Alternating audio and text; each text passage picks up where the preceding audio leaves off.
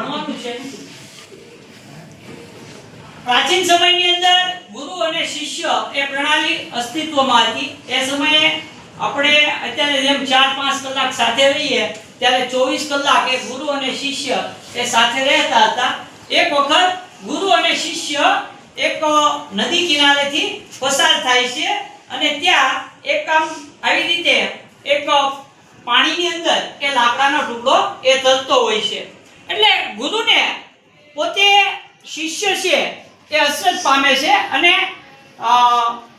શિષ્ય એ પૂછે છે કે હે ગુરુજી, આ લાકડાનો ટુકડો એ પાણીમાં એ તરી રહ્યો છે। એટલે ગુરુ છે એ પોતાના શિષ્યને ત્યારે પ્રજ્ઞા જ્ઞાન આપવા માટે તૈયાર થયા। ત્યારે એને કહ્યું કે બેટા, આ જે લાકડાનો ટુકડો છે એ પોતે એના જીવનની અંદર એ સમુદ્ર સુધી પહોંચી શકશે, પણ જો 4 વિઘ્નો ન આવે તો।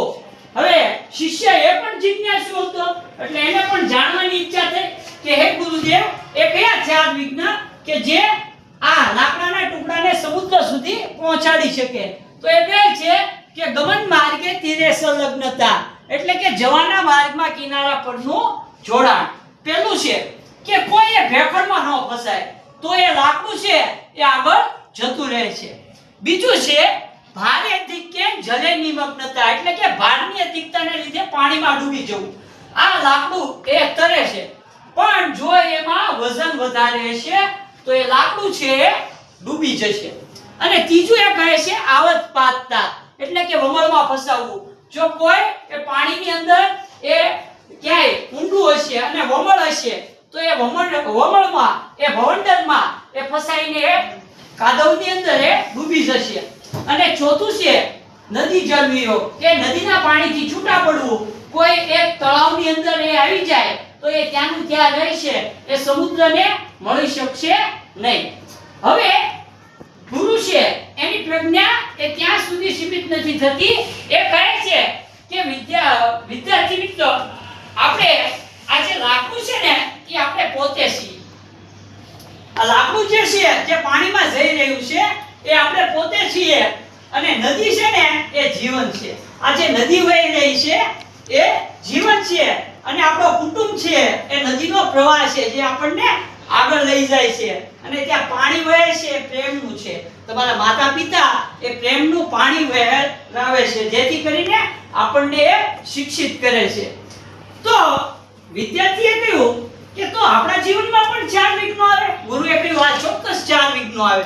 તો એ કયા? તો એ કહે છે જેમ જવાના માર્ગમાં કિનારા પરનું જોડાણ થાય એમ પહેલા આહાર, નિંદ્રા અને ભય।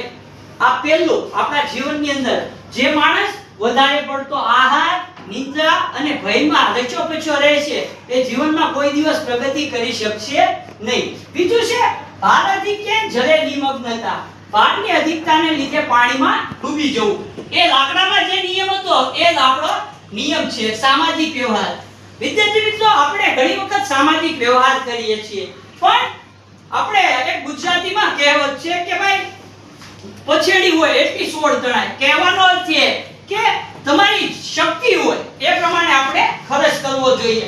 25 લાખનો એ તમારું બજેટ છે ને 1 કરોડનું કોઈ મકાન કે કોઈ વસ્તુઓ જ્યારે ખરીદો છો અને એમાં વધારે પડતા આપણે ભારને લીધે ઘણી વખત આપણે ન્યૂઝપેપરમાં એ સાંભળતા હોઈએ છીએ વ્યાજ, ચક્રવૃદ્ધિ વ્યાજ, અને અંતે માણસ એ પોતે સુસાઇડ પણ એ કરતા હોય છે। તો મિત્રો, આ વસ્તુ છે સામાજિક વ્યવહાર। વધારે પડતો આપણે આપણા હદની બહાર એ સામાજિક વ્યવહાર કરવો જોઈએ નહીં। ત્રીજું છે આવત પાતતા, વમળમાં ફસાવવું।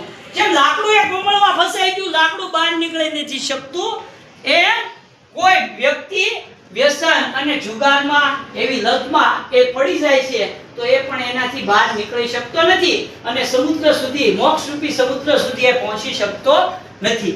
ત્યારબાદ છે નદી જળવીઓ, નદીના પાણીથી છૂટા પડવું। કોઈ વ્યક્તિ કુટુંબ પરિવારથી છૂટા પડે છે તો એ પણ સુખરૂપી સંસાર સમુદ્રને કોઈ દિવસ પ્રાપ્ત કરી શકશે નહીં। એમ ગુરુ એ પોતાના શિષ્યને ઉપદેશ આપે છે કે આ લાકડું 4 વિઘ્નો એ પાર કરીને સમુદ્રને પહોંચશે, એમ આપણે પણ આપણા જીવનની અંદર આ 4 વિઘ્નો છે એ પાર કરવા જોઈએ. તો વિદ્યાર્થી મિત્રો, પ્રાચીન સમયમાં ગુરુ અને શિષ્ય એ પોતે આવો વાર્તાલાપ દ્વારા માત્ર શૈક્ષણિક જ્ઞાન નહીં પરંતુ જીવન ઉપયોગી જ્ઞાન પણ આપતા હતા, જેથી કરીને બાળકોને એ ખ્યાલ રહે કે આપણા જીવનમાં કયા કયા વિઘ્નો આવે છે.